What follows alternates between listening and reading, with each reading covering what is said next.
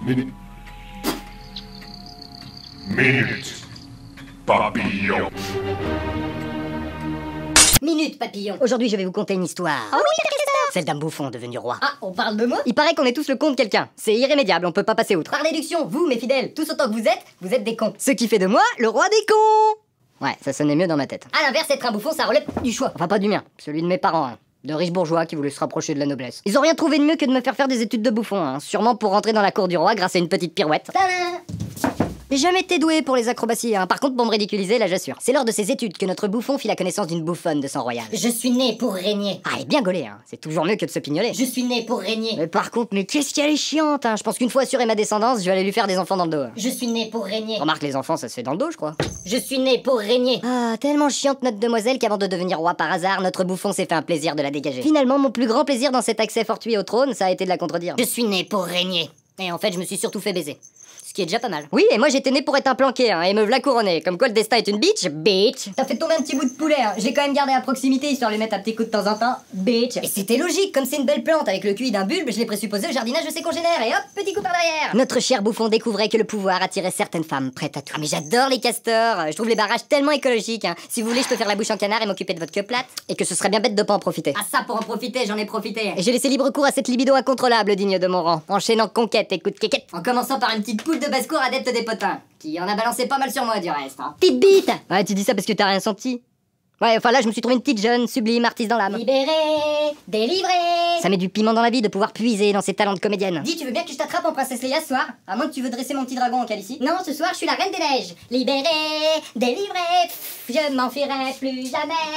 Oui, c'est le souci de les prendre pas tout à fait mûrs. Allez, en plus, t'as même pas le costume intégral, hein. Moi, dans ces conditions, j'arriverai jamais à amener le petit François au cirque, hein. Oui, je sais. J'ai donné un prénom à ma bite, oui.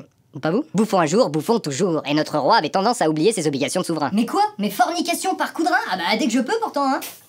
Libéré, délivré, je ne m'enfuirai plus jamais. Ah ça risque pas, hein. Allez hop, coup de rein, qu'est-ce que tu fais?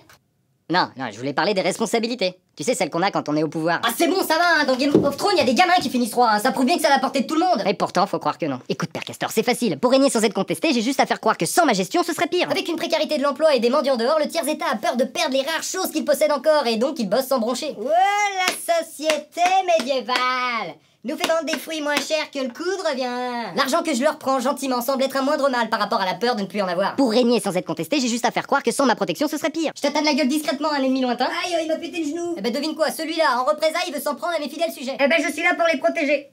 Et oui, la peur de l'inconnu. Merde. Attention à Sarrazin, je suis sûr que lui, il aime le bon reggae, man. Oh, la société médiévale. Les libertés dont je leur prive semblent être bien peu de choses par rapport à la peur de ne plus en avoir. Oh pardon, déformation professionnelle. Le secret résiderait donc dans la peur. Sous ces airs de bouffon, notre roi ne serait-il pas un véritable despote? Je plante et je cultive la peur en feignant d'essayer de la désherber. J'arrose ça d'humilité de fausses promesses, hein, pas de soucis de ce côté-là, l'arrosoir il est plein. Et je récolte argent, pouvoir et prospérité. Argent, pouvoir? Par le biais du jardinage? Ah bah moi je veux bien être la première à écarter, à aider si vous voulez. Finalement, pour régner sans être contesté, j'ai juste à faire croire que sans moi, ce serait pire. Et si un jour ils ont l'impression que ça peut pas être pire? Hein? Winter is coming. Allez, je te pose une colle. Est-ce que tu savais que les vilains méchants du Moyen-Orient, ils s'inspiraient de Game of Thrones? Ouais, monsieur. Enfin, oui, le castor. Ils sont fans de la série, exact. C'est un expert en géopolitique qui m'a dit ça. Ah, bah, avec des cerveaux comme le sien, je sais pas comment on fait pour pas encore être dépêtré de ces éternels conflits. Un génie, ce mec. Faut vraiment qu'il travaille pour moi. En attendant, je vais regarder la nouvelle saison, là, de Game of Thrones, hein, histoire de savoir ce qui va se passer, ouais, pour un peu mieux orienter mes promesses. Qui c'est qui veut une petite coupe de glace? Ah, Sarrazin! Alors, autant pour moi, monsieur Obama. Ouais, ok, bon, bah, la suite dans un prochain épisode de Père Castor. Merci en tout cas de parler de moi, Père Castor, hein, ça fait toujours plaisir, ouais. Par contre, j'ai pas trop compris pourquoi on m'avait mis dans un décor médiéval en costume d'époque. Je suis président de la République au XXIe siècle, moi, monsieur. T'as entendu ce son, man? Oh, la société médiévale, man!